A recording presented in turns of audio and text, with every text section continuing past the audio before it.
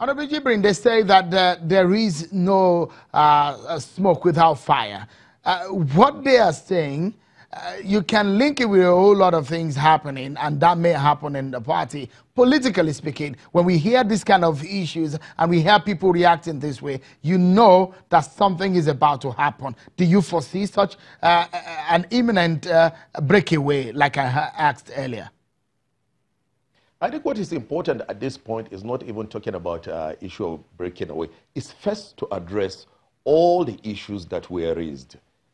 Is there marginalization? Are we being marginalized in the APC, the defunct NPDP? Are we being marginalized? No, we are not. I've just given you instances of the government. I've talked about the balance of power that exists both in the legislature and the executive. I've tried again to give you instances of a lot of key members that are holding position today. None of them is left behind. Now, when you take it to another level, they talk about being marginalized at the level of the party.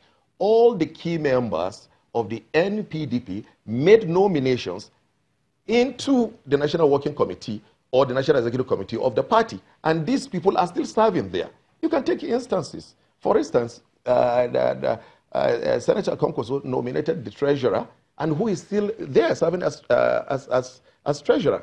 The governor of Sokoto and, of course, Wamako nominated the national vice chairman of the Northwest, who is still there serving as national vice chairman.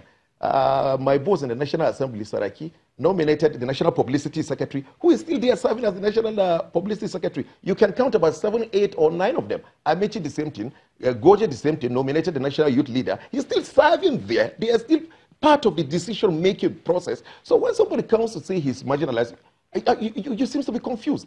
If there is any marginalization, it's a marginalization of the defunct NPDP members by some leaders within the APC. But in any case, they are asking, the Barajay group are asking for an audience with the president, and they're threatening that they've given the president and the party 7 days ultimatum to sit with them, or they will take their decision.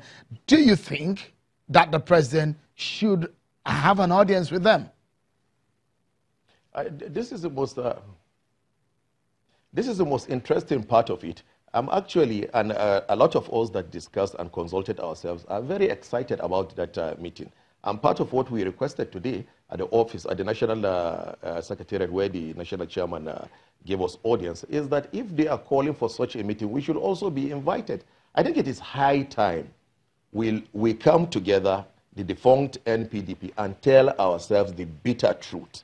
We have a lot of things we want to tell some of the leaders. And I think we've gotten to that juncture where we will now look at ourselves and actually say it, because there is no any problem of marginalization, no any problem of somebody being witch hunted. Are some of us not being witch hunted by members of the defunct NPDP? Are they not? Weren't we part of them? Didn't we come into government? Jibrin, a member of the NPDP had even said, one member of the APC, which is a member of the NPDP bloc, has said the major problem of the APC is in fact the NPDP. Is that true? Well, the point that I'm trying to make now is that the people you saw on the screen is Kau Baraje, 1 or 2 other members. As I have said to you, we don't know who they are representing.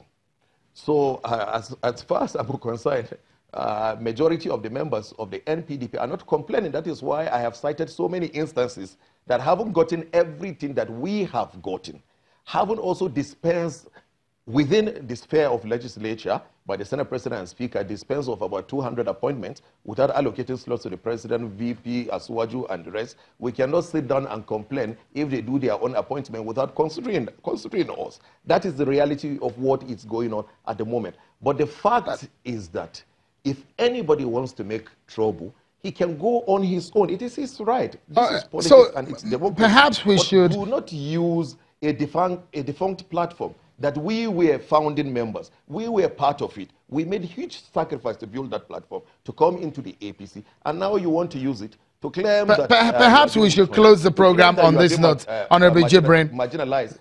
Sorry. Perhaps we should close this the program on this note. And quickly, too, the fact remains that a lot of people in your party have said, look, all of this is just tied around the issues of the 2019 election and who becomes the flag bearer of the party, and some people were angry. What are your fears ahead of the 2019 election for your party, the APC? Well, I don't have any fear. At least in the last 2-3 years, we've gone through so many leaders operated in different political settings and the rest. And for us, members of the defunct NPDP, of which I don't even like making reference to it because we've already marched into the APC, we are determined to continue to support the party. Some of us have made mistakes in the past. In fact, I don't know the future. But in the past, we've created a huge problem by the kind of contribution we made in the emergence of some leaders. It is time for us to introspect, actually, give maximum support to the party, give maximum support to the president. All right. We believe that the party and the president are doing their best, and nobody should use us or use our platform to go and serve their selfish interests. Honorable Abdulmumin Jibrin, a member of the House of Representatives from Kano State, a member of the APC, thank you so much for your time on the program tonight. Well, thank you so much, everyone, for being part of the show today. Many thanks. I'm Sean Wakimbale. Bye-bye.